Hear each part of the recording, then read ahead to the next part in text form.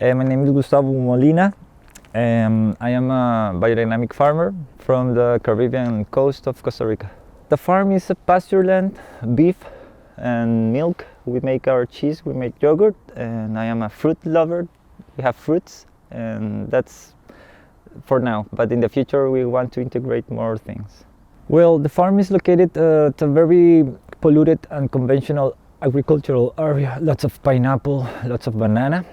So my farm Biodynamic is in the middle of that. So we have many forces that are against us.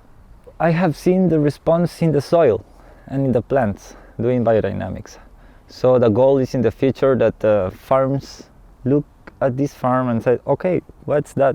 That's really good. So that's a personal goal.